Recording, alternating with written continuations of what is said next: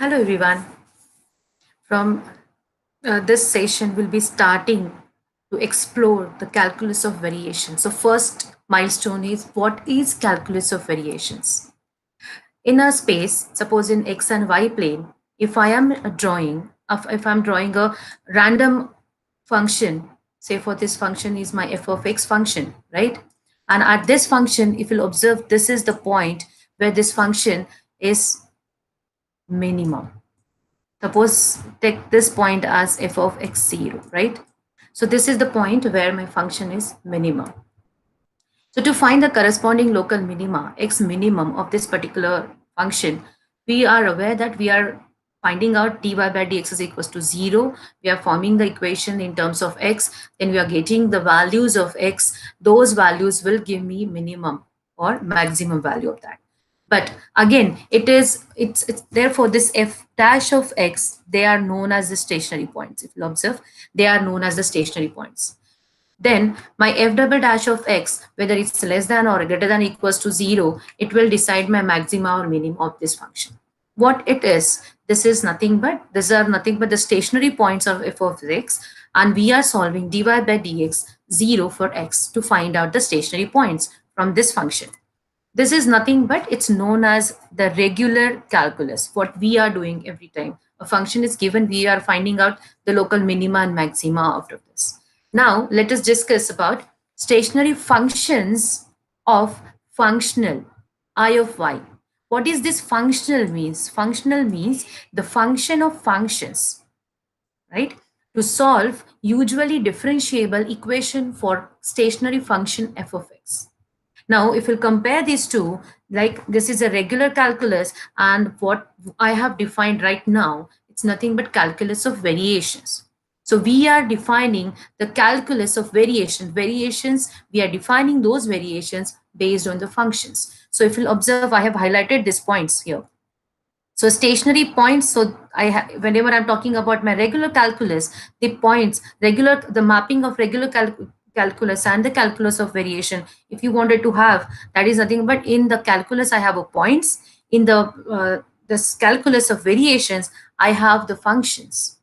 If it is of f of x here, for what I'm finding out the stationary point, here they are functionals. Functional is nothing but a function of functions. And this is what the differential equation we are doing it here right now in the regular calculus.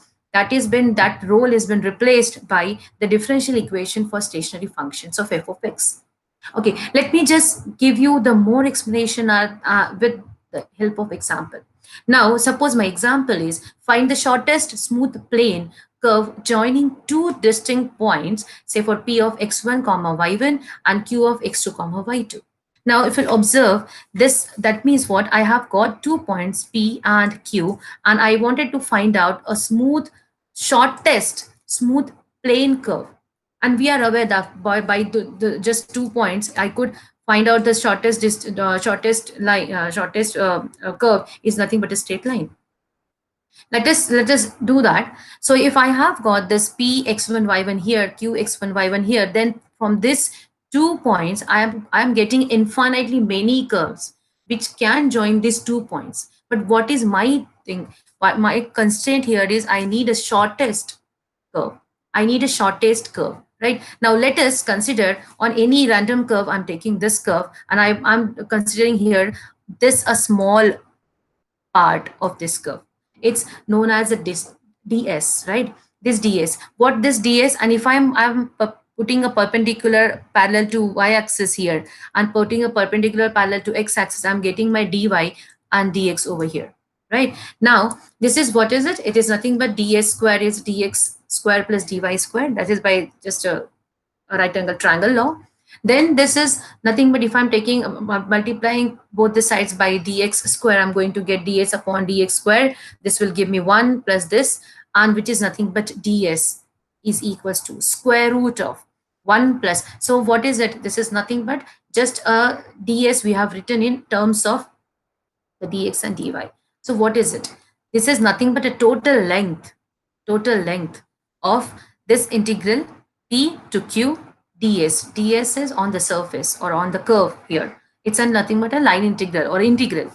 which is this is equals to integral from x1 to x2, because I'm integrating this integral with respect to x. So my integral, the limits would be for this. So this is x1 to x2 square root of 1 plus dy by dx square. So this is an an approach of the question in the variation of calculus or calculus of variations. Both the things are, you can just go ahead. So this problem is getting converted into our calculus of variation as minimize this. So this is what I have written it here is my functional, is the functional. What is the function in this case? The function is this value or this integral, or this is nothing but my function. So functional will be I of y is equals to integration x1 to x2, including the square root is dx. This entire thing will give me a functional, whereas f of x is nothing but square root of 1 plus dy by dx the square, right? So this is nothing but, and with the condition, because the conditions are very important, this is nothing but, these are the initial condition and known as boundary value conditions. So this is what, it's just a small introduction for the calculus of variation or variation of calculus, variations of calculus. So this is the first lecture of this series. Please, for the detail and the exploring, we will be exploring the calculus of variation in deep. We'll be going for the lectures ahead. Thank you. Happy learning.